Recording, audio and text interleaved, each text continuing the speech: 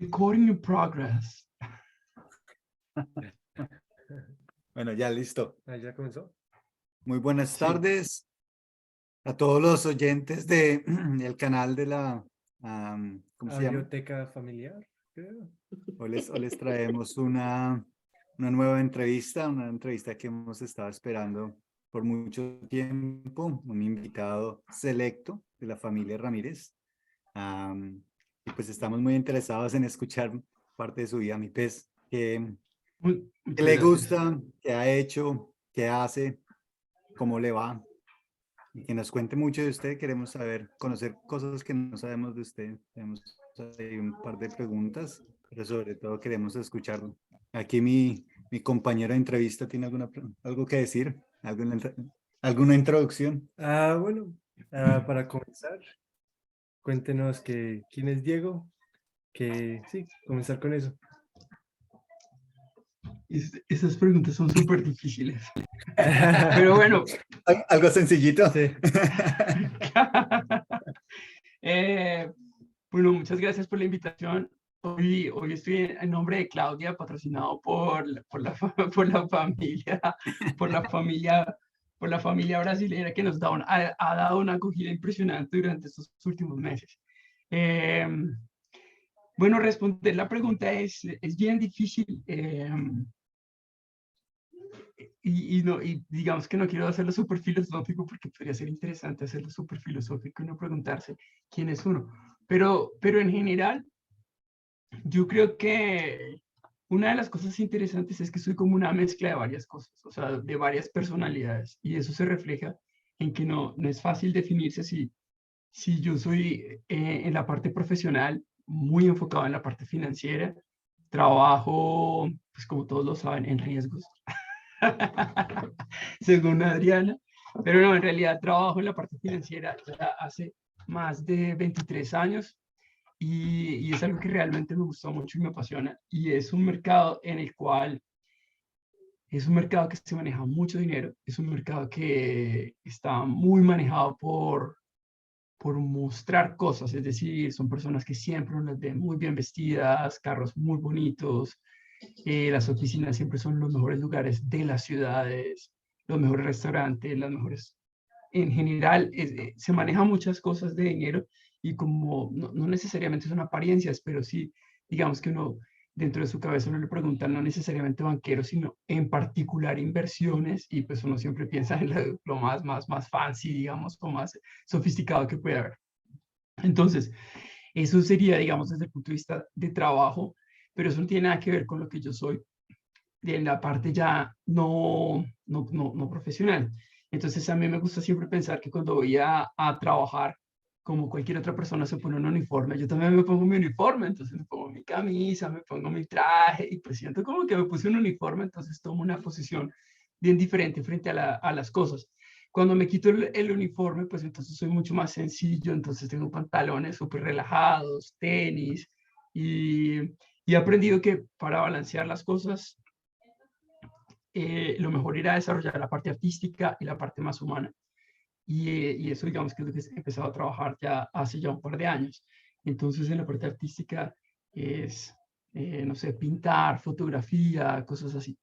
Y eso ha desarrollado y ha ayudado mucho. Y en la parte social, no necesariamente con tanto trabajo como le he hecho, como las otras de donaciones y de cosas así. También hay algunas poquitas que he hecho, pero en líneas generales es más como escuchando a la familia o preguntándole a las demás personas que están relativamente cerca, no necesariamente solamente familia, sino realmente poniéndole atención a las personas que lo rodean a uno, desde las personas del servicio que ayudan en la oficina hasta, bueno, cualquier persona con la que interactúe. Entonces, eso sería. Eso, digamos, por mi lado. Me gusta un montón la música y las cosas artísticas, y escucho cualquier tipo de música, desde ópera hasta cualquier tipo de música que encuentre. Me gusta mucho el cine, pero no veo, digamos, como películas tradicionales, casi siempre veo cinearte, y de cinearte es que saco toda la música, porque la música unida a expresiones artísticas hace que no necesariamente solo llene el espacio, sino como que genera muchas emociones. Entonces esas emociones después las saco cuando estoy teniendo otro tipo de actividades y las puedo conectar fácilmente, porque esa música, digamos, me generó ciertas reacciones, entonces después las puedo extrapolar, digamos, cuando lo necesito: tristeza, alegría, concentración, o explosiones de creatividad, o recordar ciertas cosas en particular. Entonces la música me sirve mucho para poder hacer ese link entre las diferentes partes. También me gusta leer bastante, pero no sé si leer sea la palabra como que lo define, sino porque realmente cuando estoy haciendo ejercicio pongo audiolibros, entonces trato por lo menos de unos audiolibros por mes, más los libros que también leo. Entonces, bueno, pero para mí la lectura es como si fuera televisión, entonces uno va haciendo zapping, algunas veces estoy en un libro, después en otro, y mezclo de cualquier género, cualquier tipo de libros, porque creo que también abre mucho poder ver otras áreas diferentes, eh, o sea, artísticas o de cualquier área, cualquier cosa que me guste. Por ejemplo, leí un libro muy interesante hace poco sobre los psicópatas y cómo los psicópatas, cuál es el papel de los psicópatas y cómo se relacionan. Entonces el tipo que lo escribió dijo que él, si no hubiera sido psicópatas que están en la cárcel, él hubiera ido a Wall Street o a cosas de abogados muy famosos, porque tienen exactamente el mismo comportamiento. Entonces describía cómo es la vida de un psicópata y cómo un psicópata simplemente está en un rango de personalidad que todos tenemos, solamente que está en un punto más extremo, pero súper interesante. Entonces, realmente cualquier cosa, desde psicología, cualquier libro, la verdad es que no necesariamente lo tengo que leer todo y terminar, simplemente pues uno ve lo que le parece más interesante. Historia también, eso. Entonces, hago muchas cosas. Interesante. ¿Nos puede contar un poco más acerca de su trabajo? Sí, yo he hecho hartas cosas en el trabajo, eh, y en general no he tenido tantas, bueno, cuando estuve en el intercambio tuve la oportunidad de trabajar así como haciendo tareas más que trabajos, que era, por ejemplo, ayudando en un bar, limpiando, etcétera, o, jardineando también, y eso me pareció súper interesante. Pero después, digamos, con la oficina, casi siempre he trabajado en cosas más financieras. Empecé antes de graduarme, empecé a trabajar en diferentes compañías. La primera fue una empresa que compraba empresas de servicios públicos.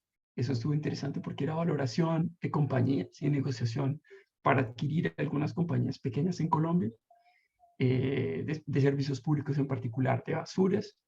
Después trabajé en Telefónica, en el área de inversiones, en la parte de riesgos.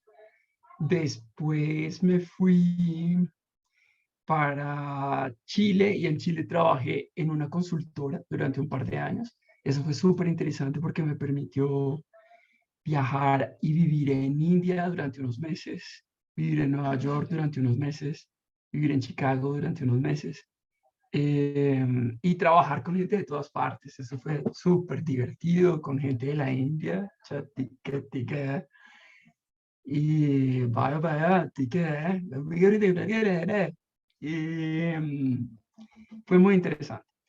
Y después de eso, cuando ya nació Capulina, mi hija, o Coco, yo me fui a trabajar a un banco ya chileno, porque la verdad llevaba varios años viviendo en Chile, pero no conocía a nada del mercado chileno. Me fui a un banco que se llama el Banco del Estado, y ahí yo creo que por eso es que Ari dice que yo trabajé en riesgos, porque ahí sí trabajaba en riesgos, con un banco francés. Entonces, este banco tiene un joint venture, un negocio compartido con BNP Paribas. Entonces, yo vine desde BNP Paribas para trabajar ahí y trabajaba directamente con Francia, respondiéndole a Francia. Estuve un par de años ahí y me fui después para un asset manager bien boutique en Chile. Ahí trabajé ya en la parte comercial y, y eso fue muy interesante porque ahí empecé a cubrir ya Latinoamérica desde el punto de vista comercial. Entonces cubría todo Latinoamérica y algunos clientes de Estados Unidos. Lo que hacía era acompañar en el proceso postventa.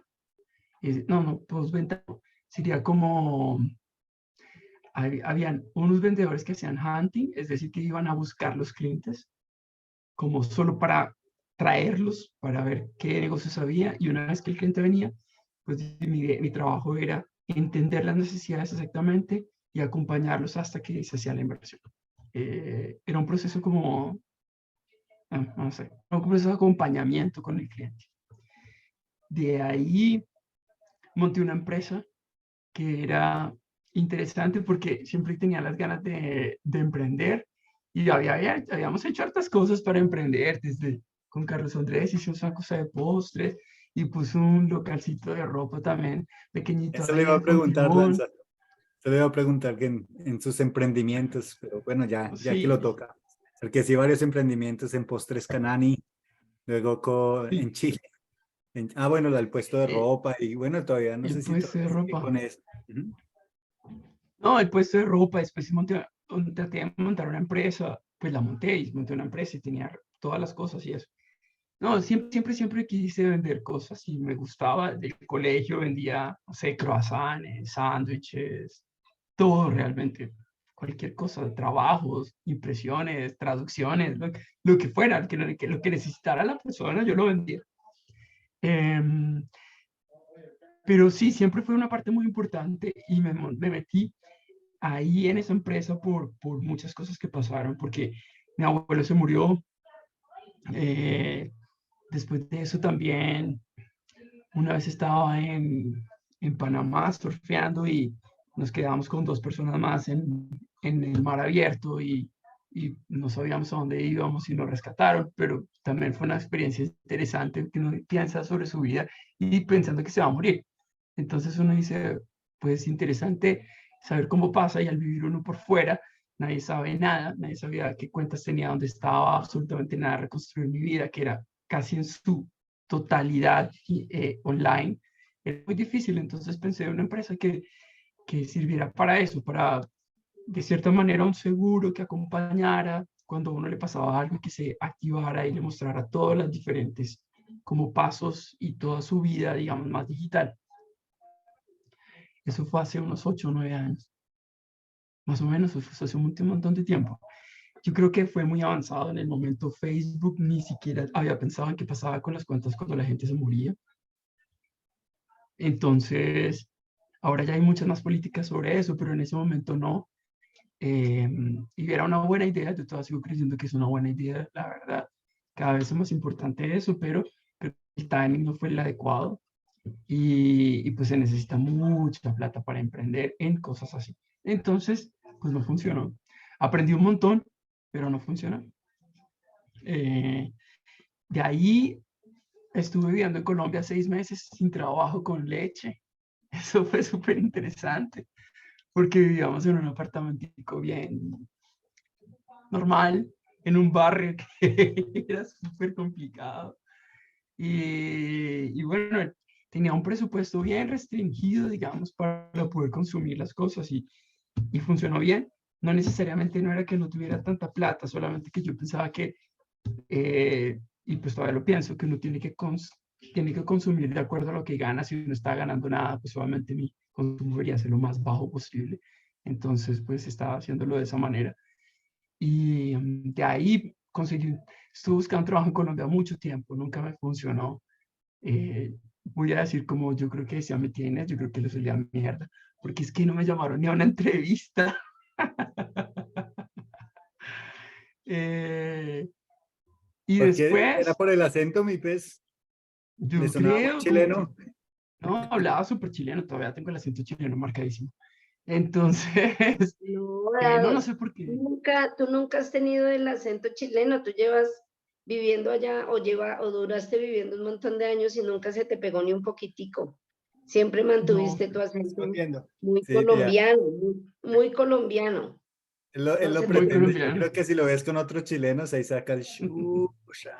Ya, ¿cachai? Ah, Entonces, pero bueno, ahí conseguí un trabajo que era en Estados Unidos, en Miami, y era súper interesante y había la posibilidad de irse para Estados Unidos, pero justamente fue en el gobierno de Trump.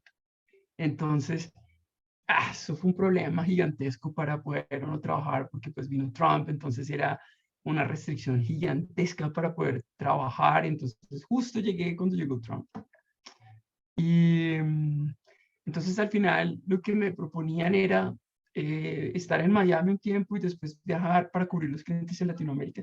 Yo preferí irme para Chile, es decir, yo trabajo desde Chile que puedo trabajar mucho más tranquilo y cubrirlo. Trabajé ahí.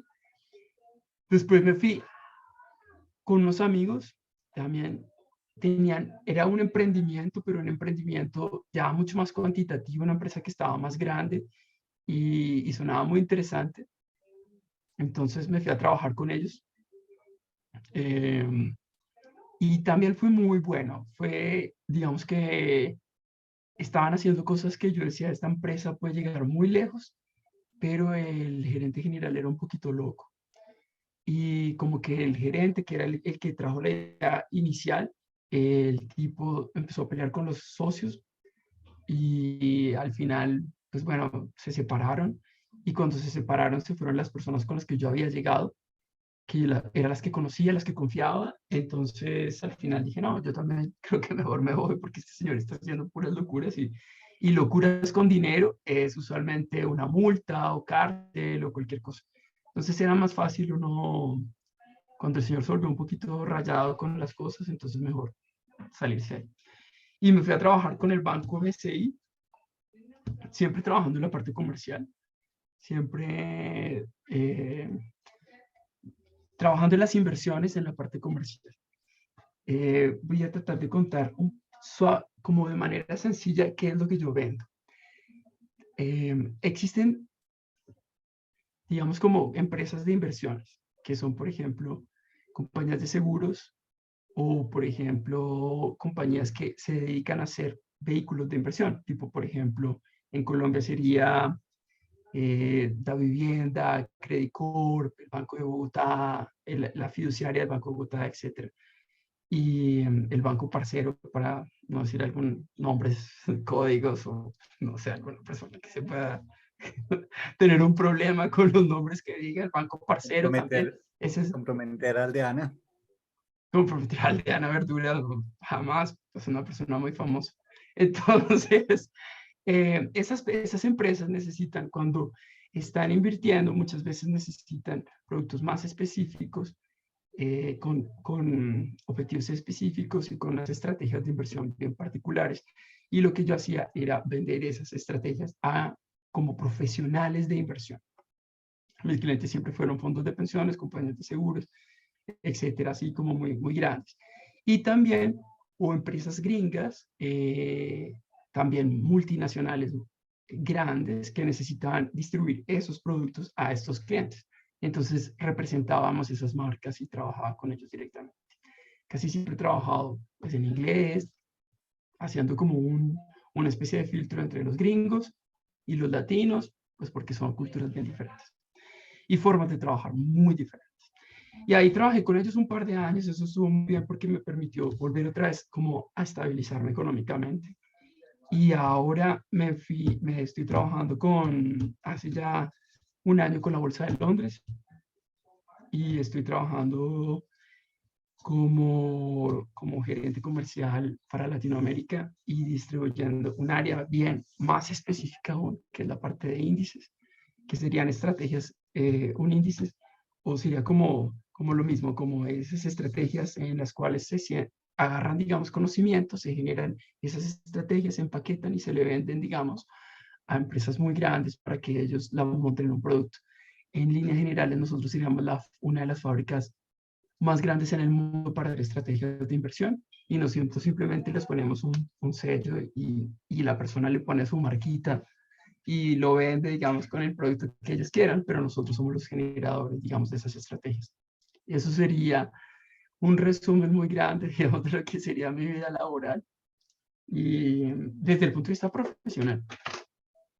Interesante que nos contó mucho de su vida profesional, laboral. Suena que usted trabaja mucho comercial, pero no nos contó nada de riesgo. Pensé que usted Y es trabajaba en verdad. riesgo. Yo trabajo en riesgos desde Adri. Adri siempre pensó que yo trabajaba en riesgos, porque es que la parte de ventas es una profesión muy riesgosa. Que lo Entonces, escuche, usted es una persona muy es por arriesgada y eso. dicen, ese debe estar trabajando en riesgos también. Este man trabaja en riesgos, tiene pura cara de riesgo. Oiga, Es que es muy pero qué chévere, sí. arriesgado. Muy interesante su experiencia laboral. Yo creo que, bueno, en cierta forma parecía a la de unos, porque yo creo que Camilo ha trabajado en cosas similares, de pronto Humberto, pues no en riesgos, pero, pero digamos que en esa parte de inversiones y trabajando con grupos multiculturales y en otros países, obviamente nos da a los que hemos trabajado en eso una experiencia y un punto de vista distinto, ¿no? De cómo interactúa con uno, con las personas, por ejemplo, con personas que le estén dando así y que uno trate de Pique. concentrarse y no fijarse en solamente que están moviendo la cabeza y preguntarse por qué mueven tanto la cabeza. Dados, pero todas las personas de la India mueven así, No, todos. por ejemplo, entonces mi tía me está explicando algo. Entonces mi tía me dice, entonces mi tía me explica y me pregunta. Entonces mi tía me dice, por ejemplo, entonces para poder instalar estos audífonos, tienen que ir, apretar dos botones y hacer esto. ¿Me entendió? Sí, sí. Entonces uno queda como, Es sí, como no. una forma de afirmar y Es como de, afirmarse, y como también de, ¿cómo se dice? Engagement, como que sí, te estoy de poniendo atención, comprometerse, sí, sí. sí, como entiendo lo que estás diciendo, o como, sí, es como una afirmación de, estamos los dos hablando, me interesa lo que dices, sí, es interesante. Pero bueno, esa interacción con culturas distintas es algo muy valioso y pues también a uno le enseña mucho. Y como usted decía, en Chile fue un poco difícil interactuar con las personas allá.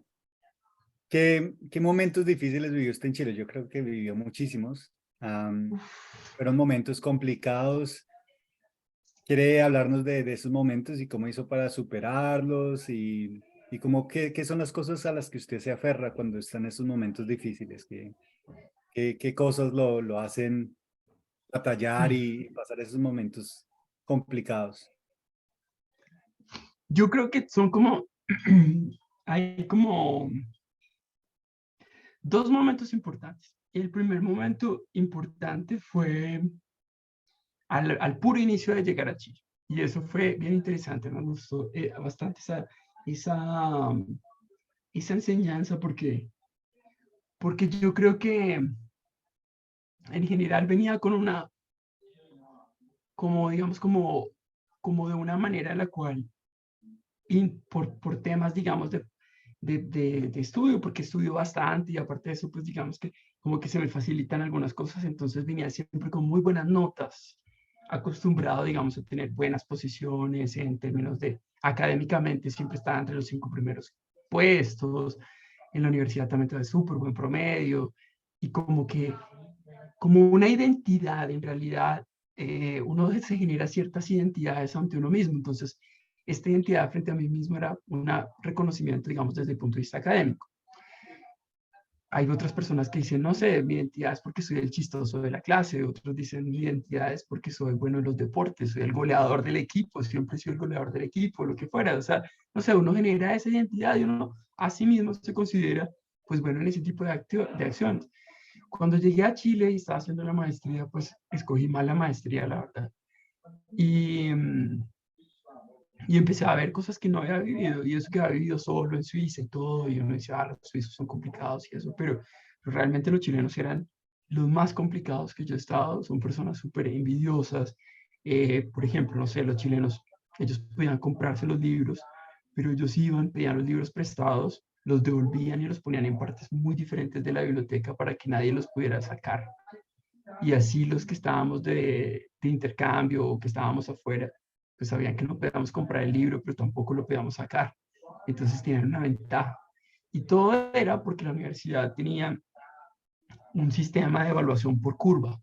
Entonces, el que sacara la mejor nota cada 5, independientemente de la nota cual fuera, y ahí hacia abajo empezaban a evaluar.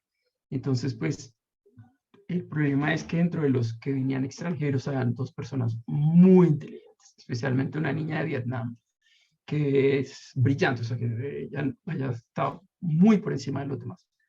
Entonces, pues ellos, para castigar, pues hacían ese tipo de cosas, pero fue difícil. En lo que ayudó, digamos, más importante que ese punto en particular, es que ayudó a dar como una bofetada y un polvo a tierra, a decir, pues hay cosas que son mucho más difíciles y que no las va a poder hacer por usted, por las circunstancias, por lo que fuera, pero pues eso ayudó bastante.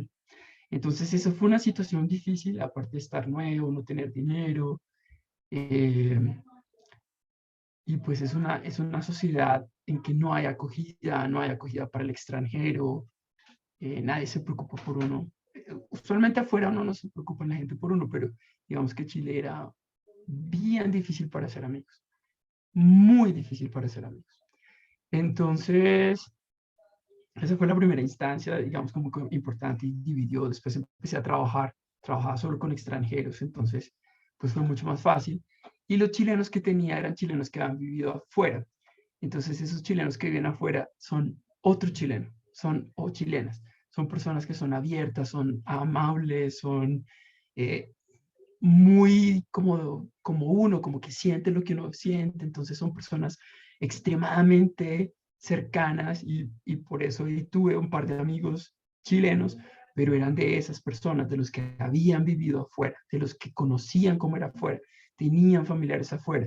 Entonces eran como 2 mundos completamente diferentes de los que nunca habían salido y los que habían salido. Y esos que han salido, pues digamos que tuve esa muy buena oportunidad de conocer ese otro mundo y no tener esa visión tan sesgada, digamos, de que todos los chilenos son así, sino pues eso es solo una parte nada más. Eso fue una de las partes difíciles. Después la segunda parte fue ya haber estado sin dinero y haber estado, digamos, con restricciones muy importantes de términos de plata, de oportunidades para poder hacerlo, restricciones fuertes y ahí, digamos que eso más problemas personales eh, fueron muy difíciles de solucionar y yo creo que una de las soluciones, y eso le va a gustar a mis tías desde un punto de vista cuando lo diga, cuando lo explique más a fondo no les va a gustar, pero la solución fue desde el punto de vista mucho más de acercarse a la espiritualidad. Entonces van a decir, qué bueno porque se acercó a Dios. Entonces yo voy a decir, sí, pero no a Dios, pues, o sea, porque estos son muchos dioses, yo creo en un montón de dioses, entonces, pues, pero sí sirvió un Se montón. acercó a Maradona porque estaba en Chile. Claro, no sé qué Maradona. Estaba más cerca de Dios. Entonces, estábamos cerca de ellos. No, me acerqué desde el punto de vista de la espiritualidad, el vivir con una persona muy espiritual que era mi amigo Amit y estar involucrado en muchas otras cosas hizo que la mejor manera era olvidándolas, olvidándolas y pidiéndole perdón como en general a todo.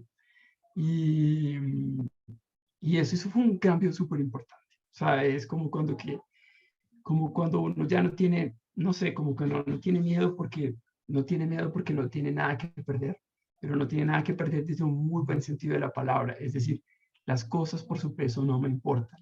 No importa si no tengo que comer, si como mañana y como un pan o como un durazno, como un tomate, súper bien porque comí un tomate, o sea, qué chévere. Y de una manera muy bonita disfrutar, a mí me encanta viajar y pues no tenía plata para viajar, entonces pues simplemente agarraba la bicicleta y trataba de buscar sitios en los cuales no hubiera ido en la bicicleta, entonces encontraba muchos lugares en la ciudad que viví durante mucho tiempo y no los conocía y sentía que esto era igual un viaje, entonces decía, qué bonito, no necesariamente viajar es conocer los iconos en cada uno de los países, sino conocer muy bien el lugar donde uno vive, disfrutar así al 100 el lugar en donde uno está, eso también es viajar. Entonces, fue muy bonito, fue una experiencia muy interesante desde el punto de vista mucho más personal. Y cuando eso se solucionó, pues eso se generan bolas de nieve y positivas y entonces se generan que uno le atraiga cosas buenas. Eh, los gringos dicen una frase muy chistosa que se llama shit in, shit out. Y es verdad, si uno le pone muchas cosas malas en la cabeza, pues le va mal. Si uno pone cosas buenas, pues le va bien. Entonces, así funcionaba lo que yo estaba haciendo. Estaba muy rodeado de demasiadas cosas complicadas y eso hacía que se fueran generando más problemas y atrajera gente complicada, etcétera. Pero cuando ya dije, ya no tengo miedo, o sea, no tengo miedo, simplemente no le doy el peso a esas cosas, las cosas empezaron a mejorar. Suena sencillo, pero ese proceso puede demorar años en las personas y hay que tener como mucha capacidad de sentarse a pensar y sentarse a perdonar y sentarse a abrirse para que las cosas funcionen. Entonces, yo creo que Chile fue un país espectacular en términos de aprendizaje por cosas difíciles y no por cosas fáciles. Por cosas fáciles, sí, claro, uno aprende y crece un poquito, pero creo que las difíciles son las que hicieron que uno dijera, es, eso que pasó fue lo que hizo que sea quien soy ahora. Entonces, sí, sí, fue difícil, pero creo que estoy súper agradecido, la verdad, con Chile y con las cosas que pasaron. Bueno, yo tengo una pregunta sobre, pues lo que tengo entendido, tú has viajado un montón y con el trabajo y Entonces, personalmente. Si tienes alguna historia o algo así que quedó marcado en tu memoria de alguna, no sé, aventura, locura que hiciste cuando estabas viajando. pues sí, muchas. Es que realmente, yo creo que viajar es súper chévere, porque muchas veces, digamos, cuando uno tiene un plan y está muy centrado en una sola parte, conociendo cierto número, ciertos tipos de personas, o de pronto uno, uno está acostumbrado, digamos, a ciertas características. Entonces, voy a poner un ejemplo de varias cosas. Uno, por ejemplo, me gusta viajar y me gusta viajar y tener varias experiencias de lugares donde voy a viajar, desde lo más sencillo hasta algo muy elegante. ¿Y por qué? Porque yo creo que los contrastes son los que hacen que uno entienda y aproveche y disfrute lo que tiene. Si uno siempre va a un lugar mejor en el cual uno está viviendo, regresa como triste, uno dice, ay, pero mi casa está chimba, mi cama no es tan divertida o algo así. Mientras que si uno se va a algo que es perro, digamos, feo durante un tiempo, pues uno llega a la casa y dice, ¡ay, qué loco! Gracias a Dios estoy en mi casa, porque la pasó mal. Sí, es verdad, no es un tipo de vacaciones que uno dice, qué chimba de vacaciones, pero está bien, o sea, eso también funciona muy bien. De pronto el lugar era maravilloso, pero las condiciones no eran muy buenas. La cama no era la mejor, no había como bañarse, le tocaba no bañarse. La letrina horrible, así, pero terrible. O la comida fea y uno tuvo diarrea durante 5 días. No importa, si eso no importa, es chévere porque uno regresa a la casa y por lo menos dice, uy, qué chévere este baño, ¡guau! Maravilloso. Eso, por ejemplo, es algo que a mí me ha pasado mucho y que yo agradezco un montón. O cuando uno, no sé, lleva varios días sin bañarse, entonces después uno se baña y uno dice, uy, el agua es maravillosa, qué chévere. Entonces, esa es una de las cosas. Le pasó mucho en India, mi pez, comiendo mucho curry. Mucho, mucho, mucho, mucho. Diarrea por los dos También meses. diarrea por, no, un montón de meses, estuve con diarrea, 6 meses. También, por ejemplo, otras cosas también, cuando uno se pierde y, y llega a otros lugares en los cuales uno no lo tenía planeado. Yo creo que me gusta mucho porque vuelve uno a tener esa sensación de creer en la humanidad y en diferentes culturas, de diferentes. Me he perdido en muchísimas ocasiones, pero en múltiples. Y la gente al final siempre termina ayudando y gente de muchas formas. Diciéndole cómo es, hay gente que realmente lo ayudó a uno muchísimo, llevándolo hasta ciertos lugares, brindándole cosas, brindándole comida, brindándole lo que fuera. Entonces, algunas veces es perdido que no encuentra el camino realmente. Y a las personas, entonces vuelve uno súper agradecido diciendo, uff, qué bueno que me perdí. Yo creo que cuando Brendy vea esta entrevista y diga, va a decir si este man es loco, porque Diego nunca le gusta irse por la misma calle muchas veces porque dice, pero pues es que nos estamos perdiendo otra calle, porque esta calle sí podemos ir por otra calle. De pronto lo roban a uno, puede ser, pero pues qué tal no lo roban y uno encuentre un bar que le gusta, un café que le gusta, una tienda, no lo sé. Entonces como que eso me gusta andar.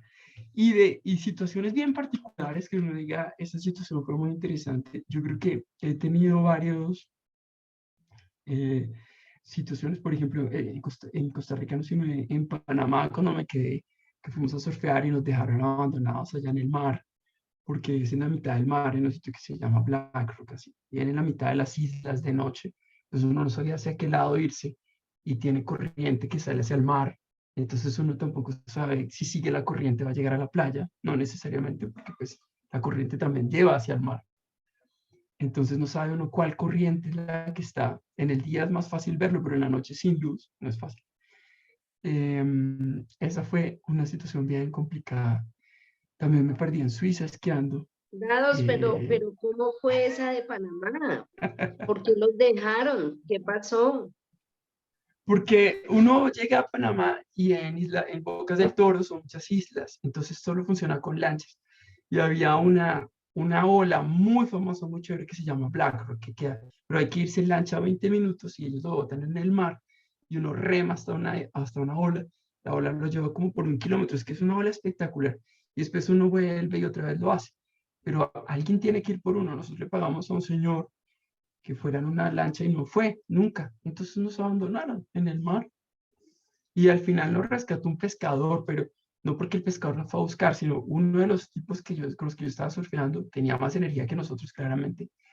Y no sé, 11 de la noche, no sé, vio una luz roja y era un pescador que estaba con una linterna pescando, no sé qué te estaba sacando y ese señor fue el que nos rescató. Si no, pues no sé.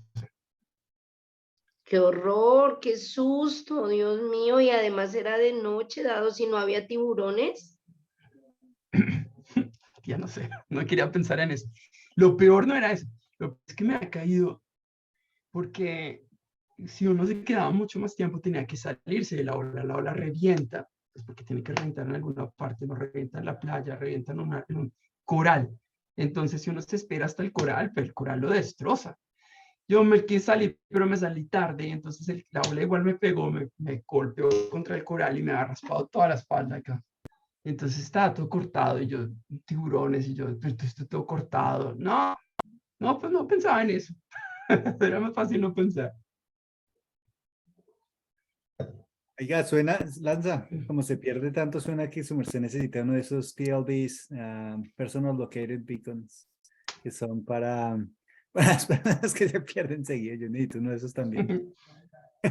No, y es en general, o sea, tía, en general yo me caigo, me pierdo, o por ejemplo me iba a montar en bicicleta, entonces agarraba la bicicleta y estaba así, entonces iba por la carretera, así normal, porque había dicho voy a ir a la carretera, y pasaba por la carretera y veía un camino y yo decía, ese camino es chévere para montar en bicicleta, me voy a salir de la carretera, sacaba la bicicleta, montaba la bicicleta, me iba por ese camino, y pues hay veces no era tan chévere el camino, entonces tocaba uno, me caí en múltiples ocasiones, se me reventaron los neumáticos muchas veces, no, siempre pasaba algo.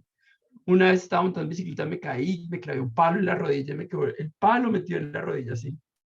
Me tocó pues, sacarlo así. Ah, pero siempre pasan cosas. Bueno, hablando de esas aventuras tan chéveres, mi pez, a usted le gustan mucho los deportes, ¿cierto? ¿Qué encuentra usted en el deporte? Y pues también lo que hablaba antes del arte. Yo creo que todos siempre necesitamos unas cosas que son de nosotros, ¿no? Y como que nos Sí. sacan de la normalidad y nos meten en esta parte interior en la cual nos sentimos felices y nos sentimos a gusto. ¿Usted qué siente, qué encuentra, qué le gusta hacer que lo lleva a esos espacios?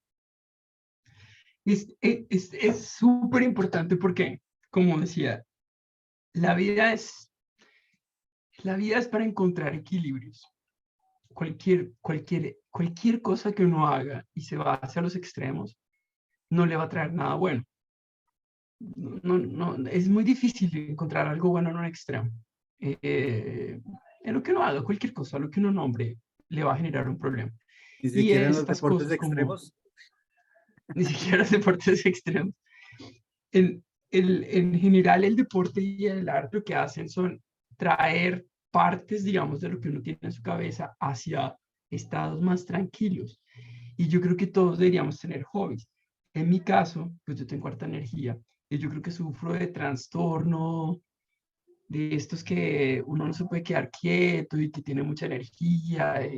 No me acuerdo cómo se llama eso, pero cuando yo veía, después Brendy me dijo un día, mira, este Que CTA, le pique el culo. CTTA, el culo exactamente, que, literalmente, que me hablé así, pero usted no se queda quieto, pareciera que tuviera pulgas. Y pues tiene unos, digamos, problemas para concentrarse o cosas así. Pues tenía mucha energía, antes era mucha energía, ahora se llaman trastornos. Pero eso hace que, Y antes se llamaba hiperactivo. sí, pero ya tiene un montón de cosas y tiene escalas y todo, y yo creo que sí tenía eso y sí lo tengo. Pero lo que hace, por ejemplo, eso es que le ayuda a uno a concentrarse. El deporte, por ejemplo, para mí el deporte no es por salud, ni porque uno se vea bonito, ni nada por el estilo. Es una cosa que ayuda más a, a encontrar puntos en los cuales mi cabeza está tranquila. Entonces, por ejemplo, para aprender algo de manera sencilla, pues yo me puedo sentar y aprenderlo. Pero si yo quiero leer, pues me es más fácil leer montado en una bicicleta. Porque yo me voy en una bicicleta, por ejemplo, en una carretera que ya conozco, voy pedaleando y voy escuchando. Entonces mi cabeza va concentrada en escuchar, aunque esté pedaleando. ¿Por qué? No sé, porque encuentro ese punto, digamos, de equilibrio en el cual mi cuerpo está activo, pero mi mente está en una cosa. Entonces, allá. Si ya no es una carretera sencilla, sino es montaña, bajar, saltar, moverse, todo eso, no, ahí sí ya toca que escuchar nada, esos son 6 milisegundos en los que usted tiene que moverse si no se mató. Pero si es tranquilo, me funciona bastante bien. Y hacer harto ejercicio, pues digamos como que me mantiene en un estado tranquilo, como de relajación, como que drena, digamos, esa parte y quito como toda esa energía.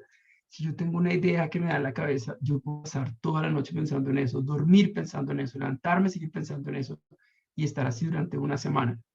Y el trabajo que yo hago, pues es un trabajo, todos tenemos trabajos que son importantes, todos tenemos, independientemente de lo que nosotros hagamos, pues eso digamos que es importante. Pero todos tenemos presión o dificultades en hacer las cosas. Y, pero yo me lo tomo súper personal, o sea, yo no paro de pensar en soluciones para hacer las cosas. Yo soy bien creativo, entonces cuando estoy trabajando, mi cabeza no, literalmente no para de seguir pensando en eso, entonces el deporte me ayuda a sacarlo. Y el arte, pues es súper chévere porque el arte es como conectarse con otra parte que es como más íntima, entonces uno se puede quedar ahí haciendo algo concentrado, pero pues con un fondo, entonces puede ser dibujar, pintar, fotografía, cosas así. Yo no sé, música, pues como que nunca lo vi, nunca lo entendí, nunca me dieron clases, no lo sé, no sé por qué, pero nunca lo hice. Pero en la parte artística sí, más de dibujos y esas cosas. Entonces ahora aprendí que eso funciona bastante bien y son hobbies que todos deberíamos tener para poder equilibrar las cosas, para poder equilibrar la cabeza y sobre todo para poder uno, digamos, como tener un fin después de. O sea, yo no voy a hacer finanzas toda la vida, pues porque todo tiene un ciclo, o sea, uno tiene un ciclo, digamos, en su trabajo, pues yo no quiero llegar a 60, 70 años, uno todavía con tu cuchito ahí y metiéndole y no luchándola. No, porque pues para eso uno tiene un ciclo y uno se prepara para algo. Yo quiero en la segunda parte de mi vida hacer cosas bien diferentes. Eh, entonces, pues tengo que prepararme para poder hacer ese tipo de cosas. Creo que aprender, por ejemplo, otros artes, otras ciencias, es súper importante. y ojalá manuales, ojalá que uno pueda hacerlo mezclándolo con cosas de la comunidad, sería buenísimo. Pero sí, o sea, en conclusión, el arte funciona súper bien para, como para organizarlo a uno, y el deporte también. Bueno, ya ahí llegamos bien a esta próxima pregunta. Si podía hacer lo que quiera, y la plata no fuera un problema ni nada, diría hacer libertad, ¿qué estaría haciendo? Yo creo que lo mismo. ¿Lo mismo? Sí. ¿Tomando riesgos? No, es que hay cosas que son así súper importantes. Yo hace poco tuve una epifanía, una cosa así muy interesante que pasó cuando estaba trabajando. Y es, yo creo que todos tenemos así como sueños. Y pues uno no sé, por ejemplo, cuando uno está pequeño, entonces uno dice, si a uno le gusta el rock, entonces uno ve a los conciertos y uno ve a los tipos así, y el concierto súper lleno y así como la gente gritando, ¡ah! Y entonces uno dice, yo quiero ser un rockero, o sea, es como que, mi sueño sería ser un rockero. O si uno quiere ser, no sé, cualquier cosa, y ya cuando uno empieza a trabajar, puede que esos sueños no se vuelvan así, entonces uno dice, yo quería ser rockero, pero me tocó ser, no sé, trabajar en recursos humanos. Pero pues, en mi caso, pues a mí las finanzas siempre me han gustado, y como que la meta, así como el santo crial así de las cosas de finanzas es la Bolsa de Londres, la bolsa de Nueva York y la Bolsa de Londres. La Bolsa de Nueva York está más cerca de nosotros, pues por el mercado, porque estamos más cerca de los gringos y siempre estamos ahí. Pero uno siempre dice Wall Street, la bolsa, wow, las cosas, trabajar en Wall Street, en Nueva York, tarara. Bueno, pues hace poco me tocó presentar en Nueva York y estaba en Wall Street, trabajando en Wall Street, y así como en el centro de las cosas, y pues en un grupo bien selecto de personas, no sé, son 12 personas, esas 12 personas venden 40 millones de dólares. Eso no es despreciable, eso es un montón de plata. Yo no vendo eso, pero pues estoy en ese grupo. Entonces eran 12 personas y tocaba presentar piso 57, Nueva York, un piso totalmente, así que uno vea toda la ciudad por todas partes. Y pues era súper chévere porque ya no era presentando, ya no era un pasante, ya no era un externo, ya no era nada. Era parte del grupo. Entonces era súper interesante. Eso así como que dije, pucha, independientemente de la plata, puede que uno de estos señores se gane $1 millón y yo no me gano ni el 1%. No me importa.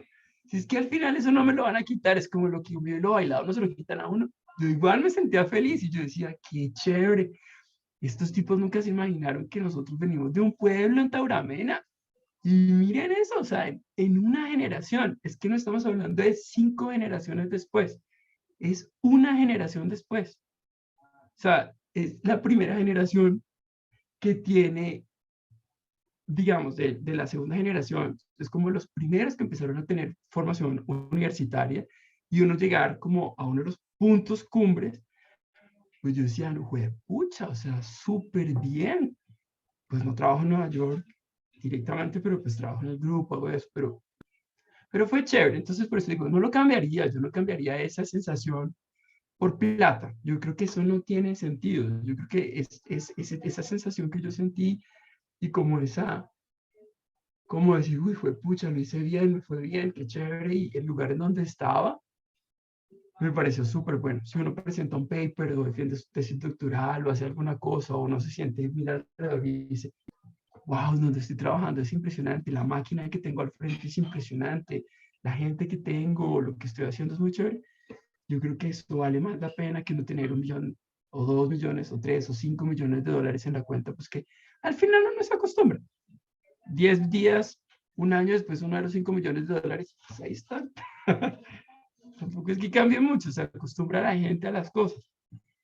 En cambio, esas situaciones me parece que son bonitas y entonces yo Claro, creo que haría lo mismo. da mucho orgullo llegar Sí, a esos, como a esas metas. Es que no es tanto como que en algún momento usted habrá dicho, bueno, ya cuando tenga cierta edad quiero estar ahí y me lo voy a proponer, sino obviamente fue paso a paso, escala a escala, con mucho trabajo y ya después, en un momento, así como usted dice, de epifanía, darse cuenta que se logró, que se ha hecho que se ha hecho lo que uno quería y que el momento en el cual uno está feliz y que las cosas están saliendo bien, son momentos de orgullo y de felicidad personal, independiente del Sí, sí, dinero, independiente de todas las experiencias, ya exacto. se llegó ahí y disfrutarlo. Sí. Como mi mamita diría muy filosóficamente, tic.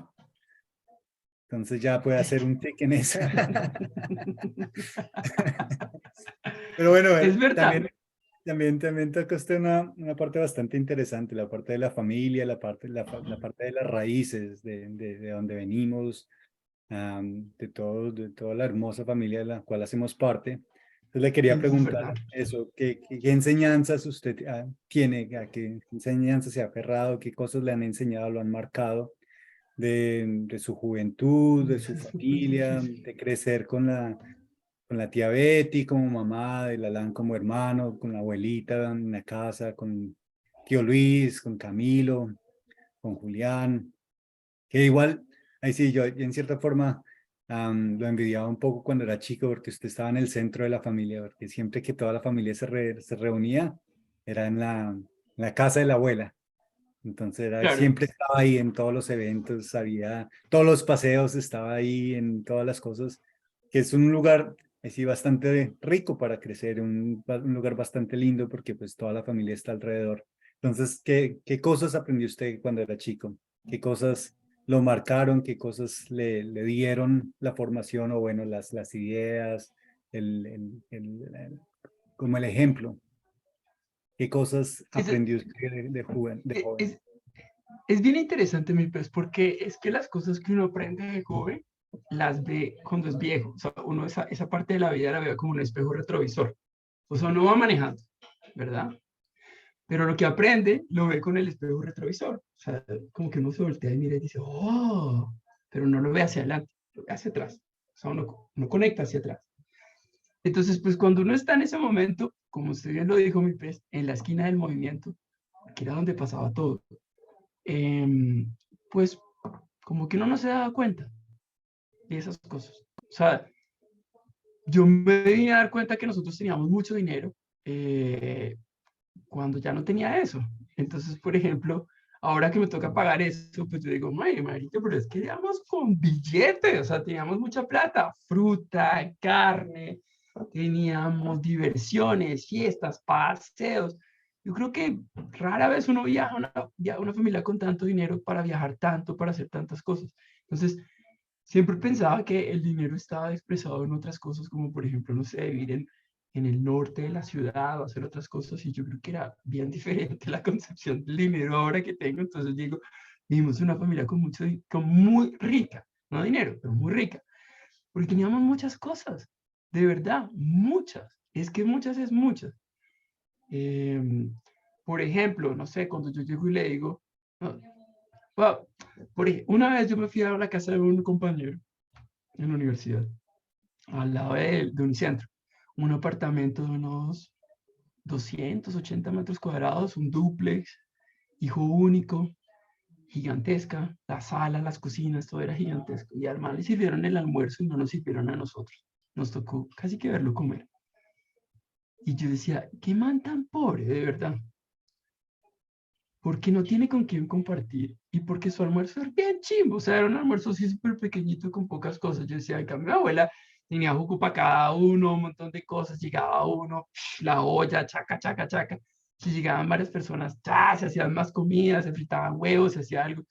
Yo decía, realmente este man lo que tiene son un montón de muebles, o sea, muebles y un espacio grande, pero pues eso no es, digamos, como mucha riqueza. Pero bueno, eso lo aprendí cuando ya era viejo o cuando ya estaba, digamos, en otra edad. Entonces yo creo que uno, de nuevo, yo creo que para darse cuenta de lo que uno aprendió cuando era niño, lo ve como después de los 20, para uno darse cuenta de lo que aprendió cuando entre los 15 y los 25, lo ve como entre los 35 y 40, y después como 35 y tantos, yo creo que lo ve uno cuando tiene unos 50, 60, y mi tía podría decir un poco más. Entonces yo creo que la verdad es una familia que tiene uno como enseñanzas bien importantes. Entonces voy a hacer como por grupos. La primera es, yo creo que es una familia en la cual los valores en términos de compartir y colaborar siempre han sido extremadamente fuertes. Es una familia granadilla, es una familia que son Pepita y salen todos, pero pues todos se apoyan, todos se, como que se siente muy bienvenido, un calor humano impresionante y pues el, el esfuerzo que todos han hecho está reflejado en las cosas que se han logrado. No necesariamente como en las cosas monetarias, pues porque todos tienen casas bonitas, tienen carros, muchos carros para mí, me parecer, a veces uno dice, pucha, todos tienen 2 carros, entonces una gente muy, muy pudiente, o viven en apartamentos muy bonitos, sencillos pero muy bonitos, entonces se le olvida a uno un poco que eso no es gratis y que uno no tiene que pensar en que todos vamos a tener un Mercedes, en que todos vamos a tener quién sabe qué más cosas, no. Realmente lo que tenemos es súper importante y como digo, en una sola generación hemos conseguido muchas cosas. Eso es una.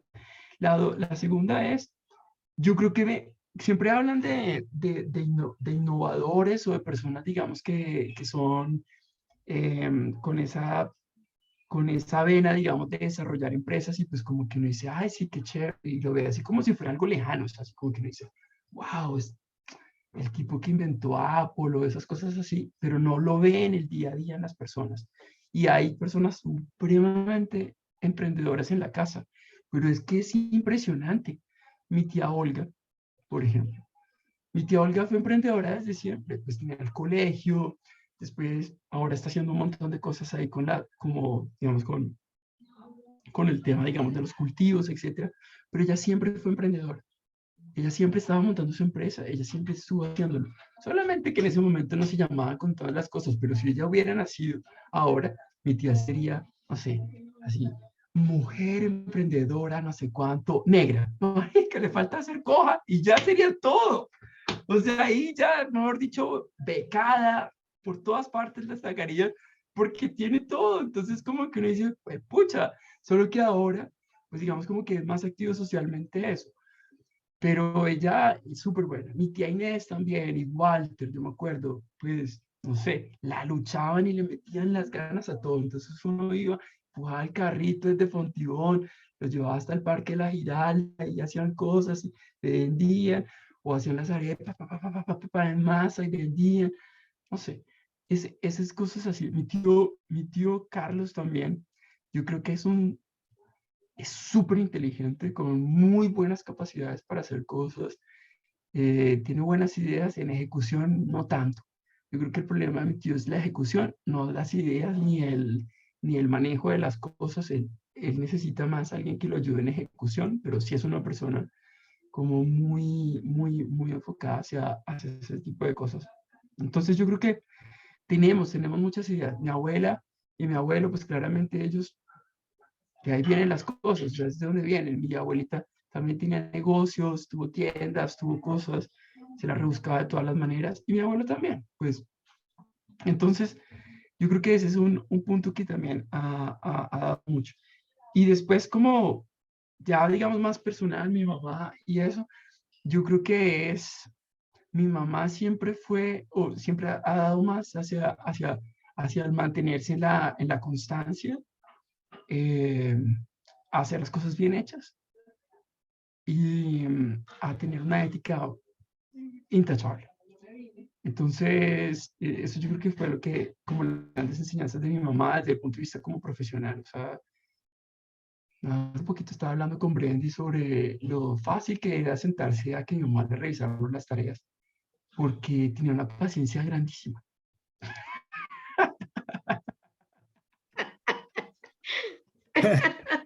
Bastante Entonces, acomodadora.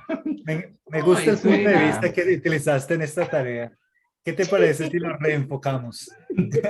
no, era así como le expliqué algo y entiéndalo. No lo entendió, entonces ya realmente de mal genio, ¿por qué no entiende? Entonces yo le decía a Brendy, pues es que uno tenía que aprender rápido porque es que no habían dos alternativas, era aprender rápido o aprender rápido y ya, o lo hace solito en otro momento si no quiere que lo regale. Entonces, Pero todas esas cosas, o sea, el haber nacido, digamos, dentro de en una familia en donde las mujeres siempre fueron el centro, en donde las mujeres son fuerza, en donde las mujeres son desarrollo, en donde las mujeres son fortaleza. Cuando vienen todas estas nuevas tendencias en las cuales se están reeducando para, digamos, este rol de la mujer y el rol de las personas y inclusión, pues como que uno dice, siempre fue así, ¿no? Porque nosotros vivimos esa realidad. O sea, yo no me imagino a una mujer diciéndole a mi hija, tienes que luchar, porque las mujeres siempre fueron débiles y ahora son fuertes. Y yo decía, ¿pero dónde débiles? Si en mi casa todos los que mandan son mujeres. O sea, es así. Aparte que si uno fue criado por mujeres, pues como que entiende que las mujeres son poderosas. Yo no tengo ningún problema si, por ejemplo, en algún momento, no sé, me toca limpiar, me toca lavar, me toca hacer, o mi esposa gana más plata que yo. ¿Cuál es el problema? No, no, no, no. Yo Como que tampoco tengo todo ese es, problema. Yo estoy esperando que Jenny consiga un buen trabajo y yo me dedico a limpiar. ¿sí? Yo le Me dije a retiro, Brady varias veces, amo de casa. yo le dije a Brady varias veces, pues yo no tengo ningún problema, yo me puedo dedicar a hacer ejercicio, puedo cocinar. Si tú me quieres mantener, yo me dejo.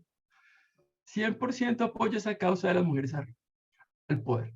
Entonces, yo creo que son muchas cosas, mi peso. O sea, yo creo que de verdad,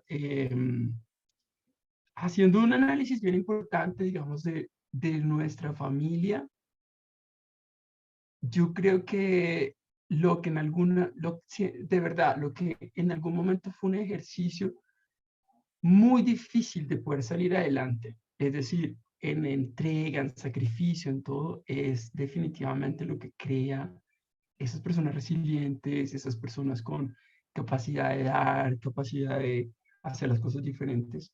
Y eso es una historia en común dentro de nuestra familia y no necesariamente por las primeras generaciones, voy a hablar de las segundas generaciones.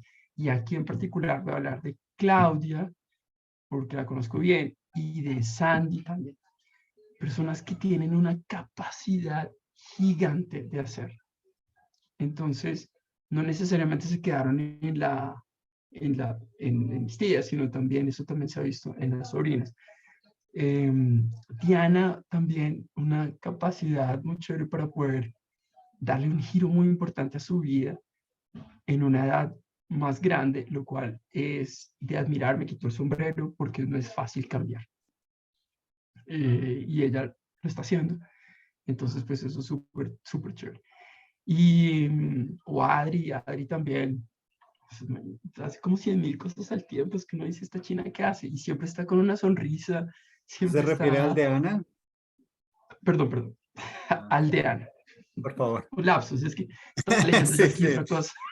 Cierto es que estamos en una entrevista acá relajada, pero Perdón, pues hay que mantener perdón, la no sé si pueden amabilidad. cortar y editar esta parte, Eso hay que por favor, editarlo. porque esto, Ahora nos pusiste a editar, Dado, nos Sí. toca editar.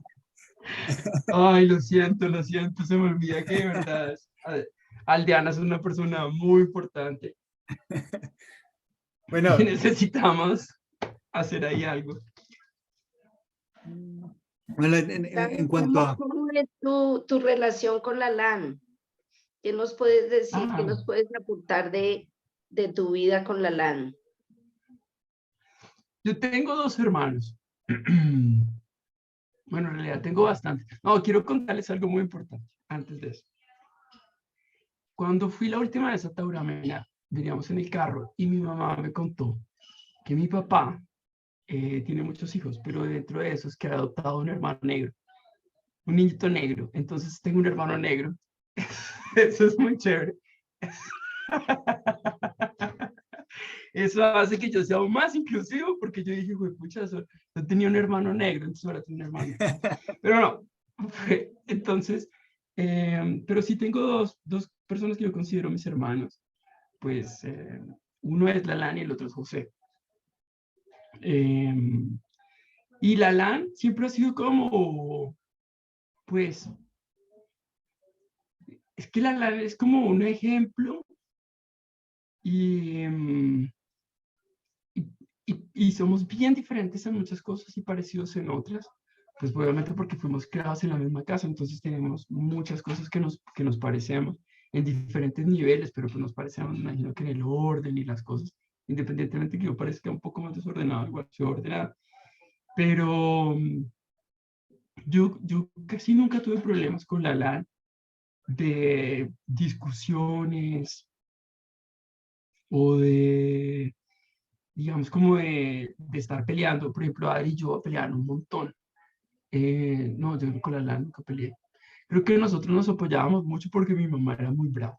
Entonces nosotros tratábamos de como decir, fue pucha, no, la embarró. No, ahora tenemos que solucionar este problema independientemente de quién lo generara, porque es que el regaño iba en parejo. Eso ahí no era un problema de, así como dice, él fue. No, pues por sapo también lleve, y pues si se le ocurre también hacerlo, lleve. Entonces Esteban decía, no, pues igual, que sea quien sea, vamos a dar regaño. Entonces siempre nos apoyábamos para hacerlo. De nuevo, yo creo que eso no es malo. Yo creo que eso hace que las cosas funcionen bastante bien. Hace poco estaba hablando con Brandy sobre la unión que existe entre las personas, entre sus hermanas. Y yo le decía, la unión que existe entre sus hermanas viene desde el punto desde algo muy sencillo, y es que ellas compartieron la habitación durante toda la vida. Y eran 4. Entonces uno dice, pucha, qué difícil. Pero cuando son grandes, son muy unidas. Porque es que el concepto de compartir es difícil crearlo cuando uno habla tanto desde la individualidad. Es decir, si ustedes ven una casa de unos indígenas, es una maloca sin puertas, porque todo adentro es compartido. Somos una familia. Y lo que le pasa al individuo afecta a la totalidad. Ahora nosotros estamos haciendo cuartos para todos. Entonces, entre más plata uno tenga, más cuartos tiene. Y después se pone a pelear, pero ¿por qué no son tan unidos? Pues porque desde la definición de hacerlo ya no está. Mis tíos son súper unidos porque en gran parte de su vida, pues estaban todos en el mismo cuarto, estaban todos compartiendo. Entonces yo una parte de mi vida la compartí con la LAN en la misma habitación, y pues eso también tiene implicaciones importantes. Entonces yo creo que no necesariamente este súper desarrollo que ahora queremos hacer, que todos tengan las cosas, funciona tan bien. Yo creo que esto, el tener una sola cama, el tener un solo cuarto, el tener uno que así, estar arruchando, es difícil, y eso suena bonito y romántico ahora que no ya pasó, pero pues cuando uno está ahí no le parece tan chévere, uno quiere el cuarto con la televisión y todas las cosas que tenían otros. Entonces, pero después uno se da cuenta que esas limitaciones hacen que uno, no sé, se una mucho más adelante. Y con José, pues José fue diferente porque pues José era como el hermano menor, entonces siempre estábamos ahí, pues yo siempre estaba pendiente, como hasta los 9 años. Ya después José se cambió de casa. Eh, pero como fueron hartos años cuando era chiquito, pues siempre estuvimos súper unidos, y seguimos estando bien unidos. Y pues yo siempre lo consideraba como mi hermano, no lo considero como mi primo, lo saco de ahí porque pues no, es difícil, es un hermano de, ¿cómo decirlo? Como de elección, podría decirlo. Entonces sí, no, pero es chévere porque no está ahí más pendiente. Dados y de historias, porque algo muy especial que pasó con ustedes era justamente, y ahora que decías eso, recordaba ahí en el primavera cuando nosotros vivíamos, ni sé cómo hacíamos. Recuerdo que en un cuarto había 4 camas grandes y en cada cama dormíamos 2 o 3, porque vivía Sí, Mañi, mi Unge, el Moquitín, mi muñeca, mi mami, el Perlas, tu mamá, bueno, nosotros un montón de personas vivíamos en esa casa, y entonces eso hacía que ustedes siempre como niños estuvieran muy uniditos, muy uniditos, muy uniditos, jugando, peleando, llorando, y compartiendo. Entonces, esta relación con tus primos de lo que eras en esa época de niño a lo que eres hoy como hombre, ¿qué valores te ha dejado? es que, de nuevo, tía, yo creo que esa esa unión, digamos, en las cuales uno estaba y en las cuales, digamos, como que no tenía 50 juegos y cada uno tenía su celular y el wifi y los juegos y las cosas y su habitación con la pantalla y entonces uno decía, estoy dando todo, mi hijo, porque mi hijo lo necesita. Entonces le voy a dar lo mejor que tenga. No, era lo que se podía. Era una pelota y si no querían jugar con la pelota, pues les quito la pelota y los castigo. Entonces, pues uno, ok, juego solo con la pelota. Entonces esa escasez de recursos, digamos, y también que pues que todos tuvieron hijos más o menos a la misma edad, entonces digamos que eran contemporáneos, hacía que fuera muy divertido. No las familias grandes como las que ustedes estuvieron, mi tía y mis tíos, pues eran 8 hermanos, pues ya nadie tiene 8 hijos. Entonces nosotros lo que hacíamos era tener muchos primos y poder jugar con ellos. Y era como tener un salón de clase siempre. Todos los juegos eran en grupo. Entonces uno no era un juego de uno con uno, eran con muchos. Y con muchas peleas solucionando problemas de manera eficiente. Por ejemplo, habían solo 2 controles para jugar. Entonces estaban jugando y pues ¿qué pasaba? Si no lo prestaban, pues venían y se lo quitaban. Entonces tenían que jugar con el otro, hacer más cosas. Entonces, yo creo, tía, que toda la relación que nosotros tenemos está dada por esa unión que se daba por la escasez de recursos y poder compartir esos recursos en familia. Yo ahora, por ejemplo, voy y quiero que mi hija se relacione con Maléfica. Es muy difícil, porque las dos tienen extremadamente cosas y entonces es como comparten, entonces ellas, sí, bueno, un ratito, pero ya cuando ya son varios días, pues cada una saca sus cosas, entonces yo saco mi celular, yo saco mi tablet, yo saco mis cosas, yo hago mis cosas, yo me voy para las cosas y es más fácil un poco alejarse de esa forma. No estoy diciendo que uno no tenga que comprarle tablet ni nada de las cosas, ni nada a los niños, solamente que sí se pierde generacionalmente eso y se pierde justamente porque nuestra familia ha alcanzado niveles en ciertas formas en las cuales ha tenido muy buen estado, muy buen nivel de bienestar de vida. Entonces yo creo que fuimos muy afortunados en ese sentido, en poder tener un acceso a una familia grande en el cual pues uno podía jugar, podía hacer, podía viajar, podía divertirse, pelear, y pasarla bien. Sin, las historias no son tan locas como las que ustedes cuentan, pero en ¿Usted general peleaba, sí Diego? la pasamos muy bien.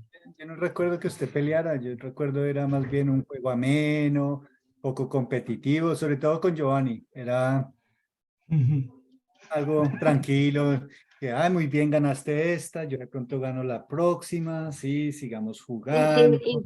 y sin ver quién gritaba más. Sí, sí. No, nosotros Eso con era, Jovinaldo nunca gritamos no, poco. O porque jugando Risk, yo éramos recuerdo que tranquilos. jugando Risk eso era muy ameno, Siempre era muy tranquilo. sí, casi nadie gritaba. Casi nosotros, siempre ha sido así con tonos de voz muy controlados. De hecho, yo pensé durante mucho tiempo que nosotros parecíamos una familia británica, porque el tono era muy bajo, muy bajo. Poco Y emocional, escondían poco las emocional. emociones. Sí. O británico o asiático. O sea, así como que uno decía, por ejemplo, si se ponía muy amable, se levantaba y decía, perdón, me siento un poco indispuesto con este juego. Así. Valoro tu opinión, pero déjame Valoro tu expresar opinión. la mía. Valoro tu opinión. Exactamente, valoro tu opinión y pues ya está. No, era, pues, pero bueno, eso también es súper divertido. Y también otro componente era, y pues que hace que uno también pues tenga, ¿cómo se llama eso? Problemas, pero era bullying todo el tiempo. Y pues era bullying. Somos una familia en la cual se hace bullying, pero también uno es muy autorreflexivo. Entonces, pues eso también funciona. Pero pues siempre hay bullying, siempre. Yo no sé si eso De, sea de eso de eso políticamente tengo una correcto. memoria muy cercana, que fue de hecho con la mamá de Santi, cuando la primera visita, la primera vez que van a conocer a la familia, y pues se presentó. Y entonces pues dice el nombre de Danitza y Slavia, entonces pues la familia, obviamente muy comprensiva, inmediatamente, qué bonito nombre, ¿de dónde la sacaron? De la Biblia. Tonita duró en la reunión como 20 minutos y se fue. Se fue para la casa y me tocó salir corriendo detrás de ella. Entonces sí, poco bullying en la familia.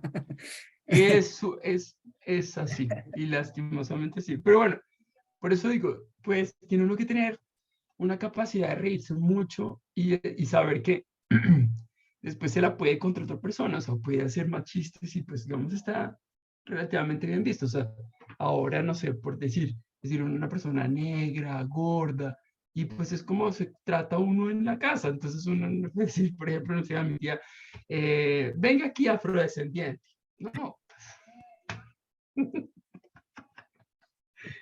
venga aquí, burra vieja, no le puede decir burra vieja, no, tendría que decir, no sé, no se Burra de puede. alta edad. Burra su cagona. Burra del trasero un poco sucio. No, borrazo cagona sería burra con problemas de esfínteres. Entonces, no, se vuelve.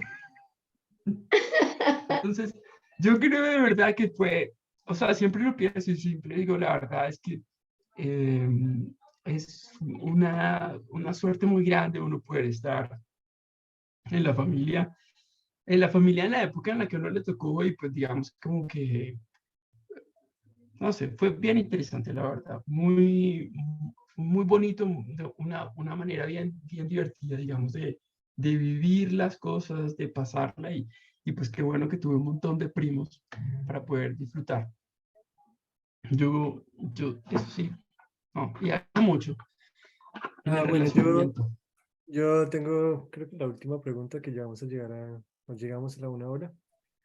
Sí, Ah, si tienes algún consejo para la próxima generación, por ejemplo, Angelita que está en Argentina ahora comenzando una nueva vida, para mí o todos los nuevos primitos que tenemos ahora.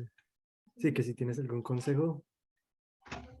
mm, pues varios, pero por ejemplo, hay uno que es un consejo, digamos, para uno sí tiene que estudiar, o no sé si estudiar ahora es la palabra correcta, pero yo creo que uno tiene que tratar de hacer algo que a uno le guste y que eso que a uno le guste, ojalá le dé las capacidades y pues debería dar las capacidades para poder vivir. Eh, uno poder tener sí, pues un día a día o una capacidad de ahorro o algunas cosas así. Pero tiene que ser algo que a uno le guste. El, la vida siempre va a ser difícil y demandante y desafiante y no necesariamente por el tema económico, sino también por el tema social. Cada vez es más difícil la relación entre las personas y los problemas más emocionales son más comunes en ahora. Entonces yo creo que tener uno esa, esa posibilidad de hacer algo que a uno le guste, que se levanta a uno con ganas y dice, bueno, sea lo que sea, me parece interesante cómo me estoy ganando la vida. Yo creo que eso puede ser, es algo que me parece importante. Eh, desde el punto de vista, desde un punto de vista más, como más general, yo les diría que, incluyendo a mi hija, yo le diría que el mejor regalo que uno le puede dar a una persona ahora es que uno sea flexible y que tenga la capacidad de adaptarse a las situaciones. Las situaciones van a cambiar dramáticamente, muy rápido en los próximos años. Eh, el tiempo que ha tomado generacionalmente para nosotros ver cambios tecnológicos, cambios culturales, usualmente han sido periodos bien largos, pero eso se está volviendo un periodo de una década o menos. Entonces, si nosotros no tenemos la capacidad de adaptarnos al ambiente que se está generando, que es un ambiente muy cambiante, pues vamos a tener serios problemas. Ninguno de nosotros va a poder vivir en una burbuja, ni a nosotros podemos tener a nuestros hijos en una burbuja. Entonces, yo creo que adaptarse a lo que está pasando es una buena forma de hacerlo. Y la tercera cosa que yo les diría sería, eh, yo no, yo no, yo, yo les pediría que fueran un poco menos o sea, ahora digamos que las personas son mucho más como racionales y menos irracionales. Y yo creo que una de las cosas que uno tiene que hacer es volver a ser racional. En un sentido bien sencillo, y es, por ejemplo, el analizar tanto las cosas, la economía, cómo yo tomo, entonces me hablan de cualquier tema político, económico, y yo ya estoy volviendo así, mejor dicho, me parece que toman muchas, como que piensan mucho las cosas y, y se vuelven irracionales en el sentido que no deberían serlo, deberían ser irracionales en el sentido de no importar tanto de eso y más de disfrutar, pero disfrutar cosas, otro tipo de cosas y no dejarse llevar por, no sé, todo lo que está pasando y todas las, como, estas como tendencias que pueden estar generándose. Entonces yo creo que volverse más irracionales en ese sentido, más básicos, podría decirlo, no sé cómo expresarlo, pero yo creo que eso sería muy bueno.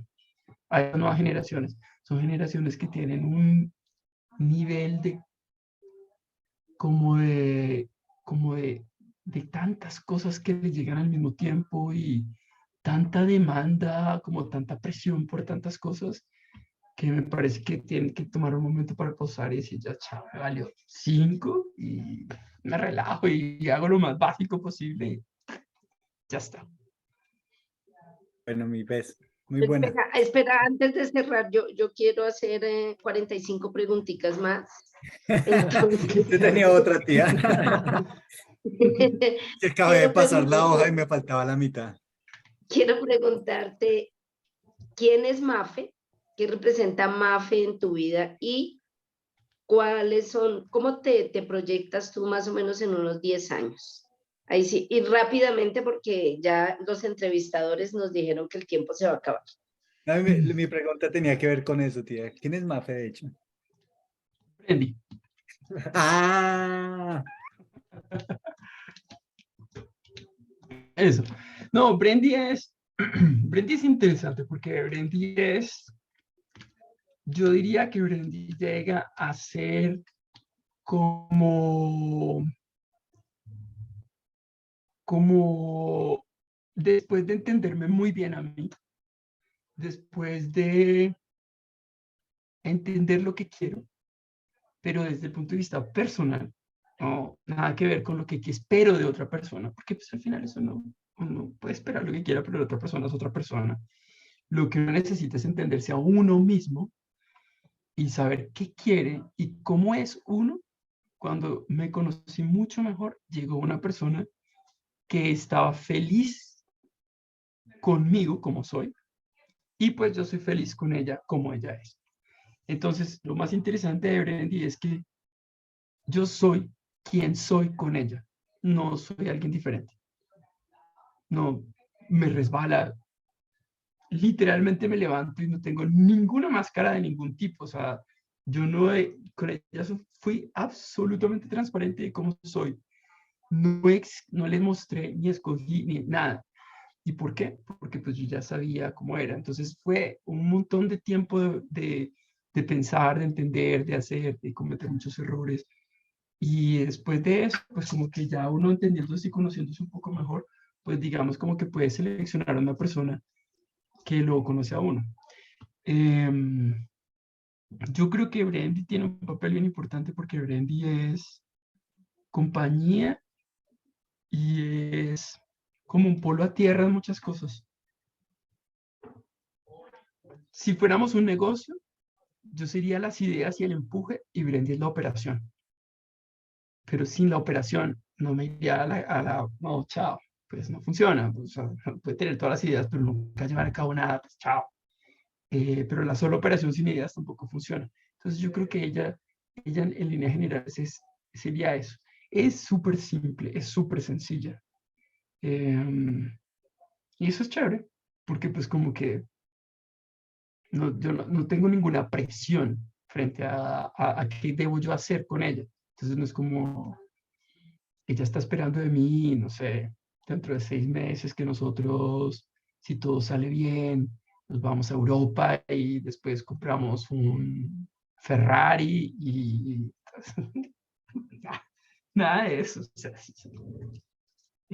como que no, eso no importa. Entonces, pues es chévere, es muy bonito. A mí es muy importante el estar al lado de alguien que no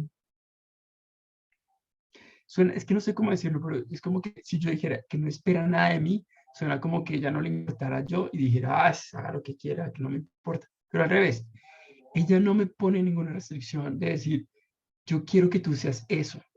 No, o sea, no.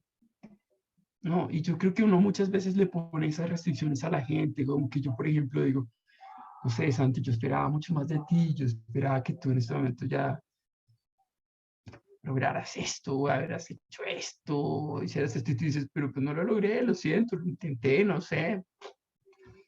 Es como más estar ahí desde un punto de vista muy transparente, muy de acompañar, y yo creo que eso le deja a uno la libertad para poder hacer otras cosas, de verdad concentrarse en hacer ciertas cosas. Muchas veces uno hace por los demás y se vuelve un ciclo en el cual bien malo, porque uno dice, lo hice por él y él lo hice, pero yo lo hice porque yo pensaba que tú querías, yo pensaba que tú querías por eso.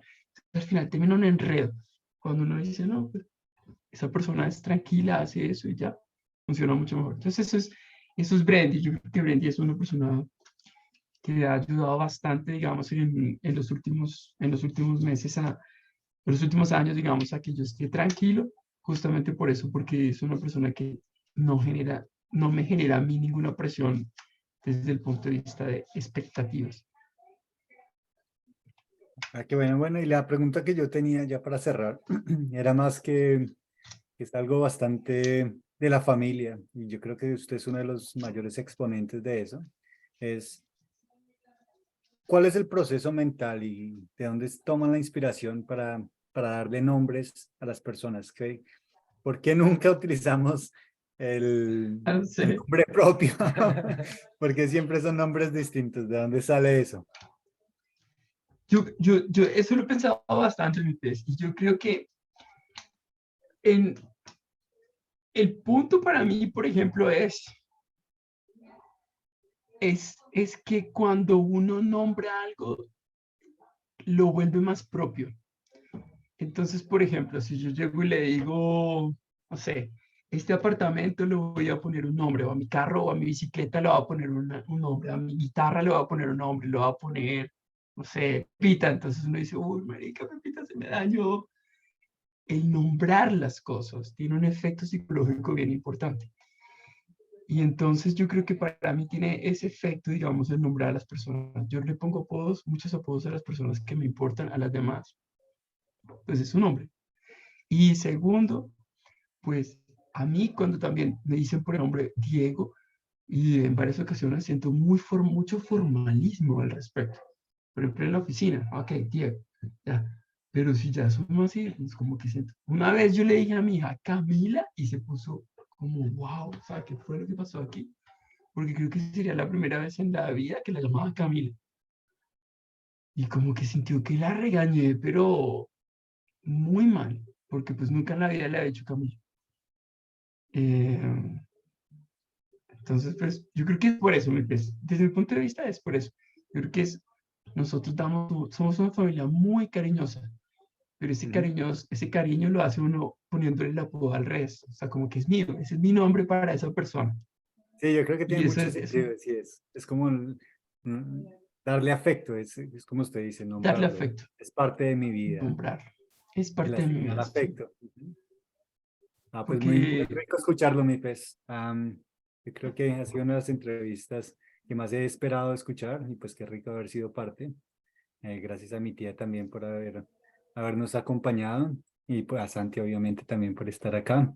claro que De sí, hecho fue la idea de Santi. Santi ha querido desde hace mucho también hacerle la entrevista. Entonces, pues muy, muy muy bien. rico compartir esto con usted, que lo haya compartido con todos nosotros. Y pues que tenga una feliz noche, disfrute la cena, que sé que debe tener hambre. Sí, no, y falta mi tío Carlos y falta Joey Nando. Yo Sí, espero que la de Joey Nando sea por ahí en unos 2 meses para que ya tenga el acento, entonces va a ser así. Y bueno, mira, che, yo la verdad que te puedo decir, no, ha sido un proceso difícil.